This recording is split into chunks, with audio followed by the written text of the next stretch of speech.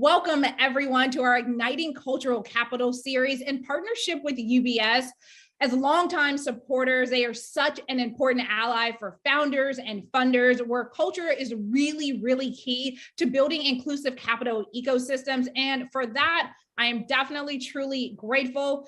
And thank you all for joining us today. Please know that you are the key to igniting conversations around the importance of cultural capital.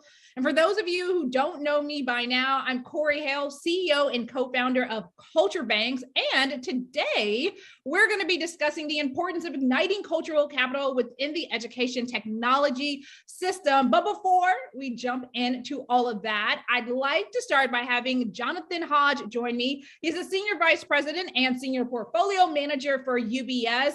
Jonathan, as we kick off part 4 of the Igniting Cultural Capital series with our session today, I'd love for you to share what you're doing specifically at UBS as it relates to cultural capital to help Black founders scale their businesses and really create wealth.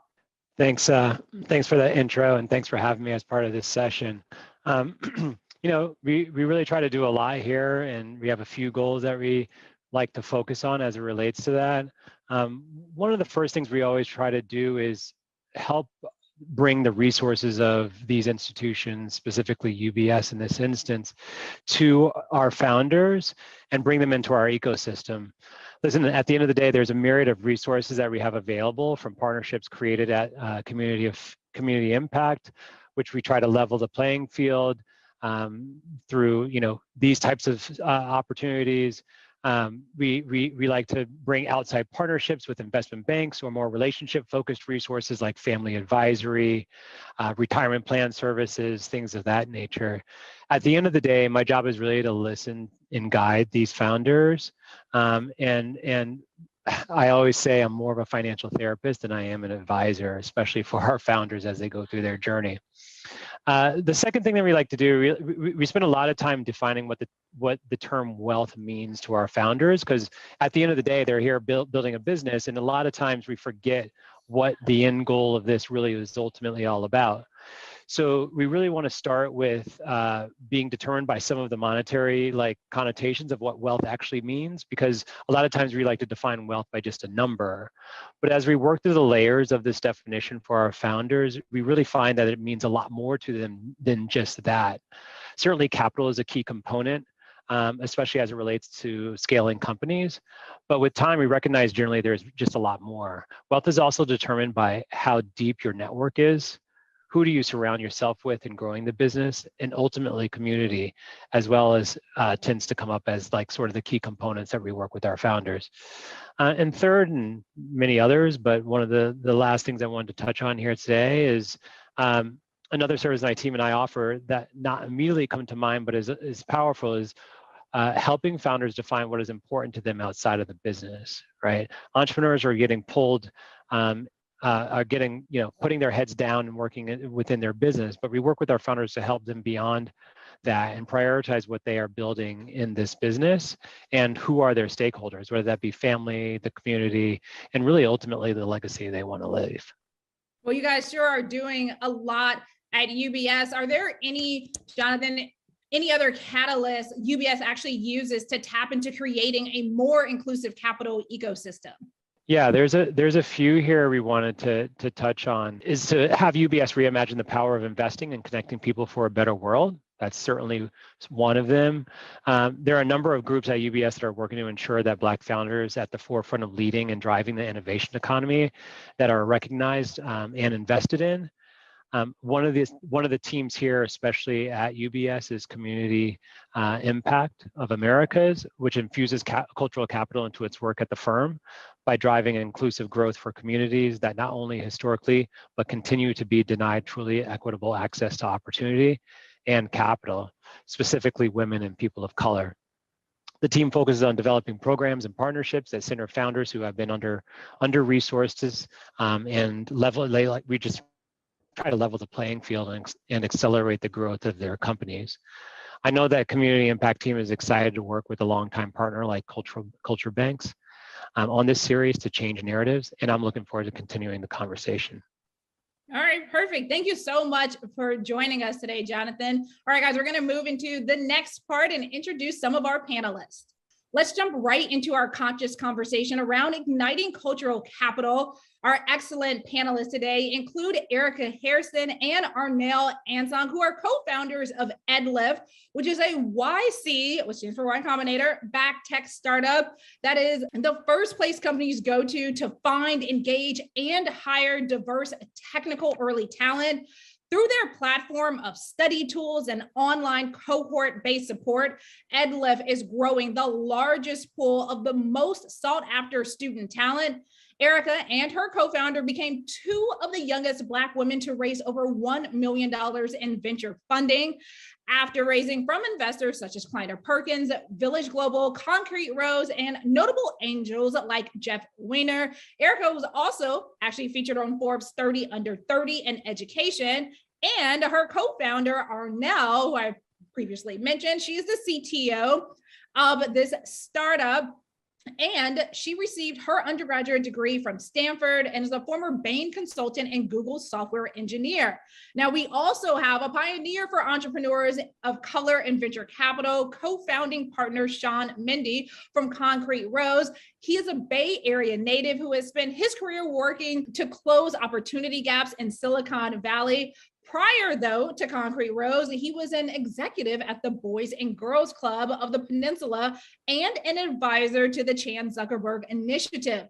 As venture partner at Next Play Ventures and entrepreneur in residence at Sixth Street, Sean has experience building meaningful connections across the venture capital ecosystem. And I want to thank all three of you for being a part of this conversation today. And with that in mind, I'm going to kick it off with you, Erica, because the majority of Black female founders, they have a very hard time raising $1 million. This is something that you and Arnell were able to accomplish early on in the building of Edlift. Can you tell us about your path to becoming a venture-backed company, along with the unique space that Edlift operates in? Yes, happy to be here. Thank you so much, Corey, for having us. So Edlift and our journey to raising, $1 million in venture was quite the journey. We actually launched our raise at a very unique time that's not too dissimilar to what the market is experiencing right now. And we launched our raise just days before shelter in place was announced back in March 2020, right before our Y Combinator demo day. And I remember coming out of YC along with, hundreds of white and Asian male founders with Arnell, and quite frankly, they were scared because they knew that fundraising was going to be a lot more difficult now, given that there was so much uncertainty across the globe. And I just remember Arnell and I thinking, wow, this is where we have a unique advantage, because we expected fundraising to be difficult because Black women receive less than 1% of venture funding, like you mentioned. And what that meant for us is we just knew that we needed to work twice as hard to get half as much. And it meant really three important things about our journey, which one was just remaining resilient and bouncing back after every no. Two, incorporating feedback and improving rapidly. And then three, and most importantly, in terms of our journey, we just had to hold this deep conviction and just know that we were the best people to be solving this problem. And any investor who, got to join our round was lucky to be a part of this journey. And so that process was not easy at all. We probably heard over, 100 no's. And a fun fact is I actually listened to, Beyonce's Freedom featuring Kendrick Lamar every morning just to hype myself up so that I can keep that confidence going, from one pitch straight into the next. And we continued to grow the business and hustle super hard. And eventually we were able to bring on, incredible mission aligned investors like Concrete Rose. And that's when we started to see the tide begin to turn. And we started to just prove that, we are a team that can get things done, and investors began to knock on our door essentially. And I realize I'm referencing a lot of songs, but the back then they didn't want me, now I'm hot, they all on me, Mike Jones.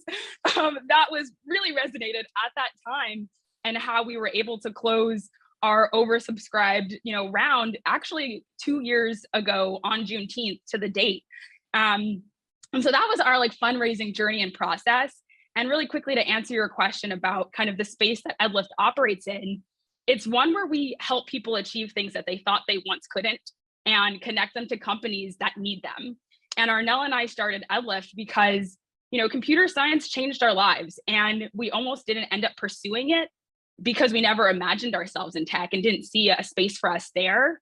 However, we had the right systems and support to keep us in, but we still saw so many unfilled six-figure tech jobs that weren't going anywhere anytime soon. Meanwhile, there were so many talented and capable people who could fill this gap, but were being deterred, and that was almost us. And so Edlift is now bridging that gap by growing the pipeline and connecting these incredible talent to opportunity.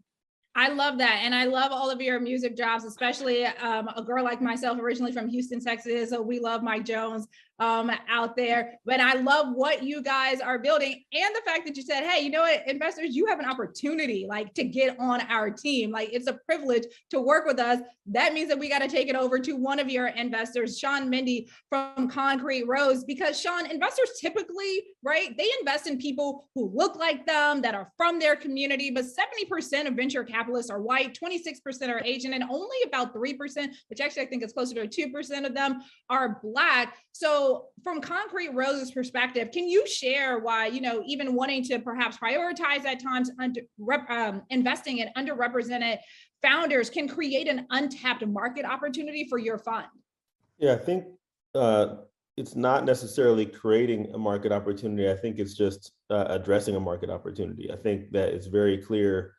It was very clear as we were launching our fund and thinking about what our thesis was going to be, that there's a market dislocation around underrepresented founders. There are talented folks like Arnell and Erica starting companies who are just either don't have the right network or because of actual, implicit or explicit bias, aren't successful when they're out fundraising, or they're just, they don't, or in some cases they actually also just don't understand how to navigate the process and need some education on that. So there's a lot of different reasons that folks can't raise or struggle to raise.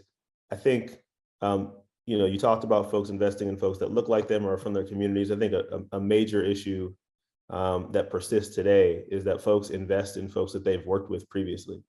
And because tech is the result, the homogeneity of tech is the result of 400 years of institutional and structural bias and discrimination.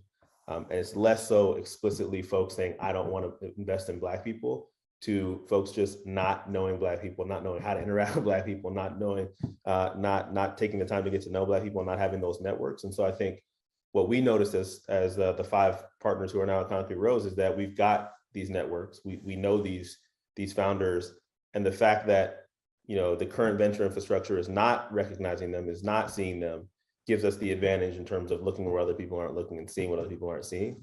And so the market is there, and there's more funds than ever that are focused on it. I think there's still massive opportunity.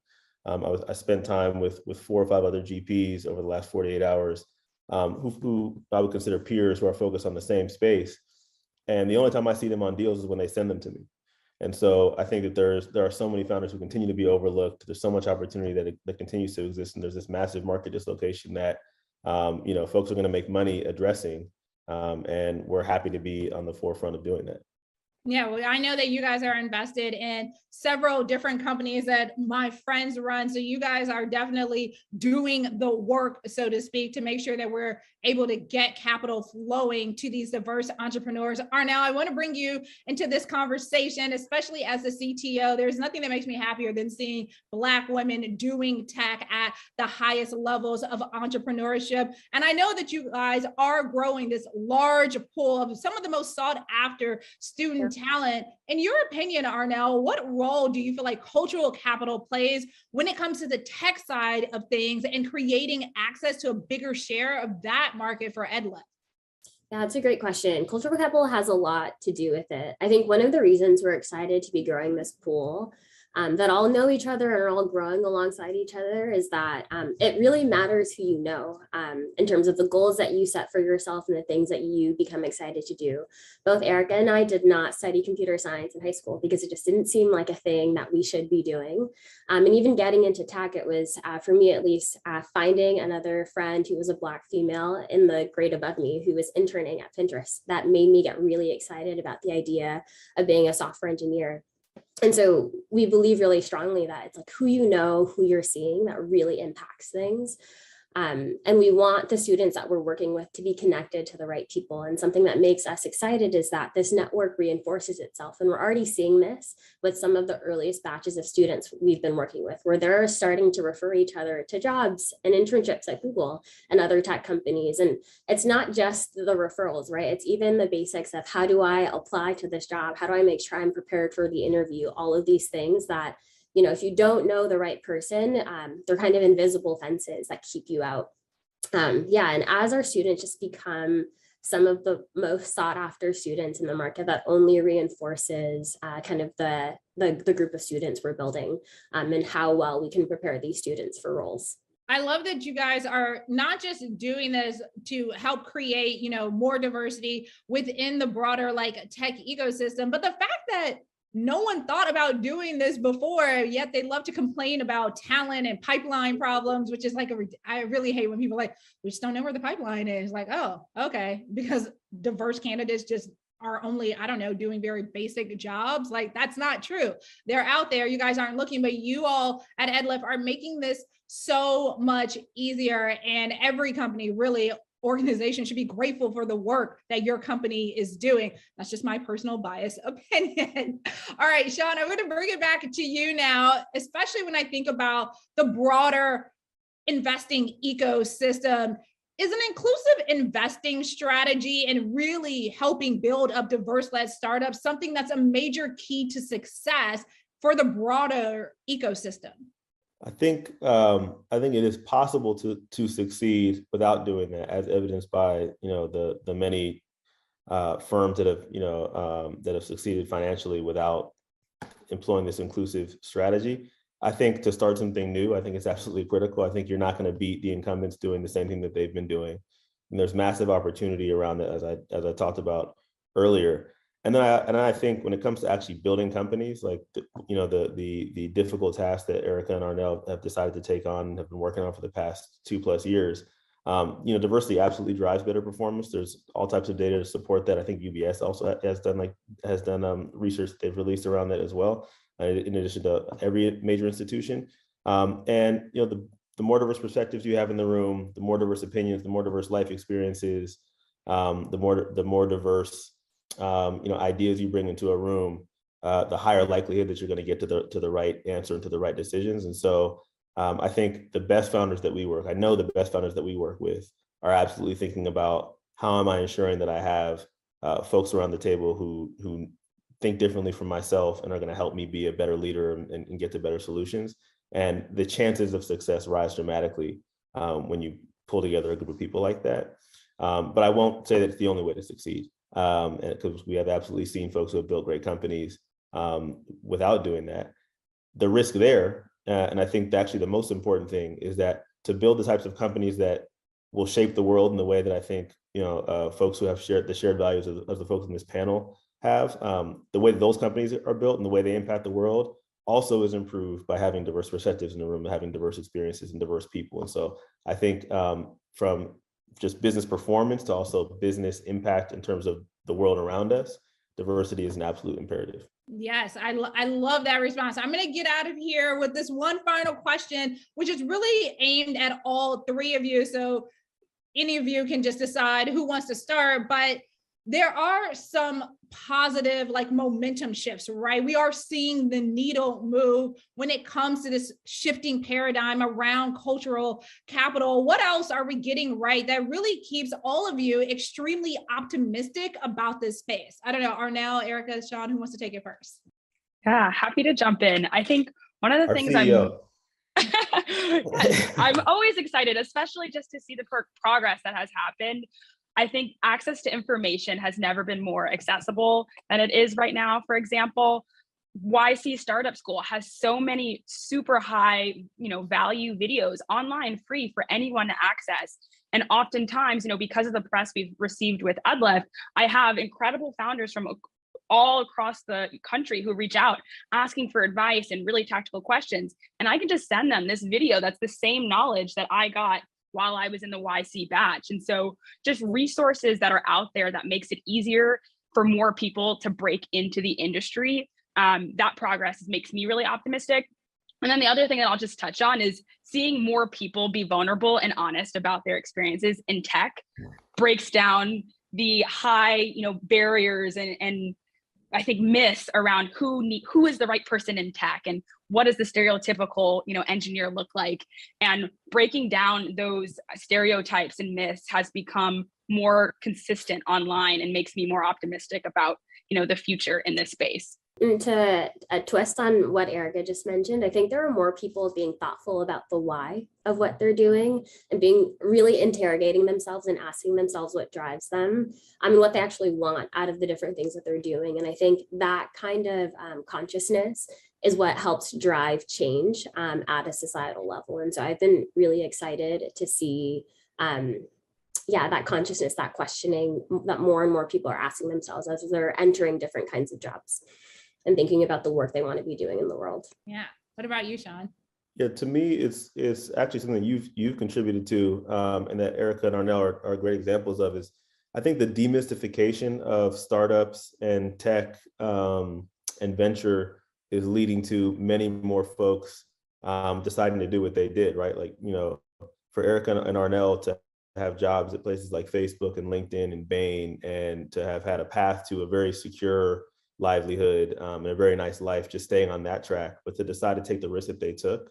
I don't think a generation before us, folks in their shoes, I don't think that was happening very frequently. And I think it was a shift in, I think it is a shift in the risk tolerance of folks from underrepresented backgrounds as a result of the demystification of this world, right? And I think, so journalists like you play a very important role in that. I think organizations like a Black VC and their Black Venture Institute play a very important role in that. I think there's an organization that we partner with through our foundation and with many of our startups called Color Wave, that is all about finding folks who are in highly successful careers already and educating them on, all right, here's what startups actually are. Here's the wealth that you can actually create by joining a startup early. Here's the wealth that you can create by starting your own company. Here's how you do it. I think the more programs and the more information that we get out like that, the more Erica and Arnell's we're going to see. And that is very encouraging to me.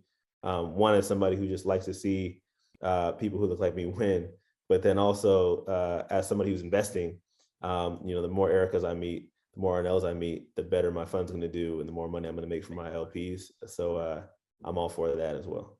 All right. I love to hear that. Thank you guys so much for this great Q&A session. Now I just want to do a very, very fast rapid fire with you all. You can just answer the very first thing that comes to your mind, but this is just so that our audience can get to know you guys a little bit better on a more personal level. So with that in mind, Erica, we're going to kick it off with you. Your rapid fire question to start with, what motivates you to keep going and why? Yes, being the role model that for younger Black girls and my nieces and the next generation to just know that they can achieve whatever they want and they are valuable. So that's what motivates me. All right, Sean, on over to you. What are the 3 skills people need to be a successful entrepreneur? Resilience. I would say compassion, the ability to kind of understand what others feel and to do something about it. So empathy plus action. And then communication skills. Can you compel other people to do things? Can you get them to join you on your mission? Can you get them to buy what you're selling? Can you get them to invest in your company? All right, Arnell, now we're going to take it to you. What time of day are you most productive? Yeah, definitely the morning. It's when I like to do my reflection, the strategic thinking, the hardest tasks of the day. Okay. That's when she hits you with the email bomb too. I love that. Erica, back on over to you. What is your favorite life hack? Yes, I have a very specific life hack. It's after I read the book Atomic Habits.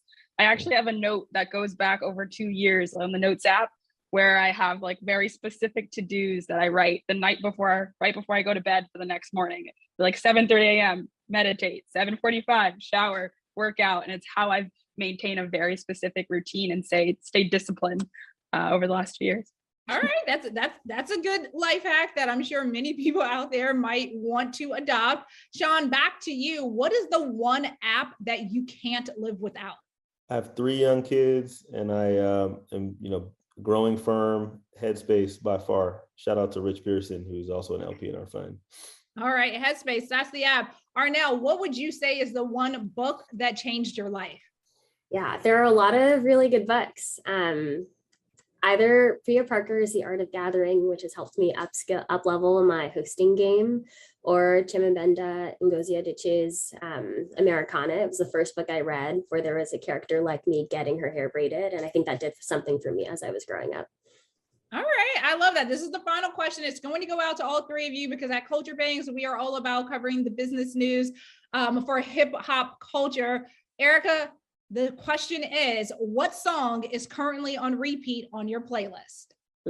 It's Higher by Thames, Team Thames. Oh, okay. Arnell, back to you. What song is currently on repeat for you? Probably Purple Hearts by Kendrick from the new album. All right, I love that. And Sean, what song? Whole Kendrick album, but today it was Count Me Out. Okay. I love that you said the whole Kendrick album. The whole album. Yes, it is a great album. We stand by. We love K-Dot. He is wonderful. Well, thank you guys so much for joining us. Thank you for sharing your insights and your story. I greatly appreciate it. And we will be back next month with another Igniting Cultural Capital session. Thanks for joining.